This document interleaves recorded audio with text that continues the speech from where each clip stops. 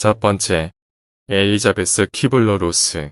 어느덧 그녀는 70세가 되어 세상과의 이별이 가까워지자 자신의 인생을 정리하며 쓴 생애 수레바퀴에서 다음과 같이 말했습니다. 사람들은 나를 죽음의 여의사라 부른다. 아마 내가 30년 이상 죽음에 관해 연구해왔기 때문이리라. 그러나 그들은 정말로 중요한 사실 하나를 놓치고 있다.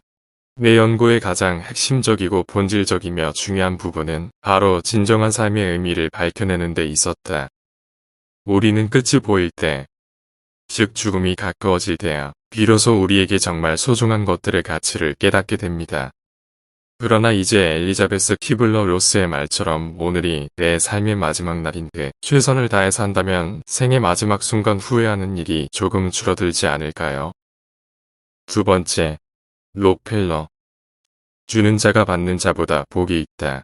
바로 이때 그는 이번비 문제로 옥신각신하는 소리를 듣게 되었습니다. 록펠러는 비서를 시켜 이번비를 대신 내주라고 지시하고 이를 비밀에 붙였습니다. 다행히 그가 도움을 준 소녀는 빠르게 회복되었습니다. 훗날 록펠러는 누군가를 돕는 것이 이렇게 행복한 줄 몰랐다라고 고백하였습니다. 록펠러는 수단과 방법을 가리지 않고 부를 쌓았지만 결코 행복을 맛보지 못했습니다. 하지만 자선 사업을 시작하면서 비로소 마음의 평화를 찾을 수 있었습니다. 그는 자신의 재산을 다른 사람에게 나누어 주었지만 그와 동시에 더 큰 선물인 행복을 받을 수 있었습니다. 세 번째, 묘소. 묘소는 배움의 대상에 대해 더 넓은 세계를 말했습니다. 스스로 배울 생각이 있는 한 천지 만물 중 스승이 아닌 것이 없다.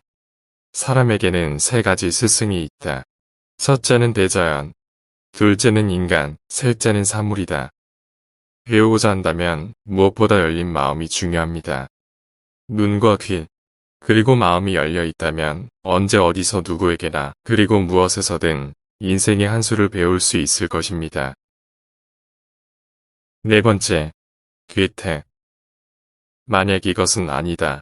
라는 판단이 섰다면 두려움 없이 빠르게 변신하는 것도 지혜라 할 수 있습니다. 괴테는 이것을 다음과 같이 표현하고 있습니다. 제일 행복한 인간은 하나의 인연에 종지부를 찍고 새로운 삶을 시작할 줄 아는 사람이다. 혹시 부질없는 것에 미련을 두고 갈팡질팡하고 있지는 않는지 한번 되돌아볼 일입니다. 다섯 번째, 오즈월드 에이버리. 유명한 과학자가 있었습니다. 그는 수많은 실험을 했는데 대부분 실패했습니다. 하지만 한 번도 낙담하거나 좌절하지 않았습니다. 주변에서 지켜보던 사람들이 오히려 안타까워서 그에게 지치지 않느냐고 물을 정도였습니다. 그때마다 그 과학자는 대답했습니다. 넘어질 때마다 뭔가를 주워서 일어나면 괜찮습니다. 혹시 실패와 경험의 차이를 아십니까? 실패는 그냥 잘못된 일이고 경험은 교훈을 얻은 실패라고 합니다.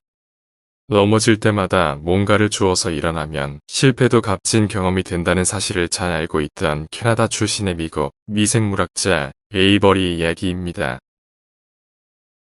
여섯 번째, 아인슈타인. 아인슈타인은 자신의 이상에 대해 이렇게 고백했습니다. 나는 늘 노력의 결과로 얻는 평범한 것들, 예컨대 재산이나 대외적 성공, 사치를 혐오스럽게 여겨왔다. 나는 단 한 번도 안락함과 행복 자체를 삶의 목표로 생각한 적이 없다. 이것들은 돼지떼에게나 어울리는 것이다. 내가 가야 할 길을 비춰주었고 삶과 즐겁게 마주설 수 있도록 몇 번이나 내게 새로운 용기를 주었던 이상은 바로 진실과 선, 그리고 아름다움이었다. 일곱 번째, 오프라 윈프리. 오프라 윈프리는 매일 감사의 일기를 썼습니다. 거창한 내용은 아니었고 다음과 같이 아주 작고 소박한 것들이었습니다. 오늘도 거뜬하게 잠자리에서 일어날 수 있어서 감사합니다. 유난히 눈부시고 파란 하늘을 보게 해주셔서 감사합니다. 점심때 맛있는 스파게티를 먹게 해주셔서 감사합니다. 얄미운 짓을 한 동료에게 화내지 않았던 저의 참을성에 감사합니다. 좋은 책을 읽었는데 그 책을 써준 작가에게 감사합니다. 가난하고 불우했던 어린 시절부터 엄청난 부와 명예를 거머쥔 오늘날까지도 그녀의 감사 일기 쓰기는 계속되고 있습니다. 당신에게는 오늘 하루 어떤 감사한 일이 있었나요?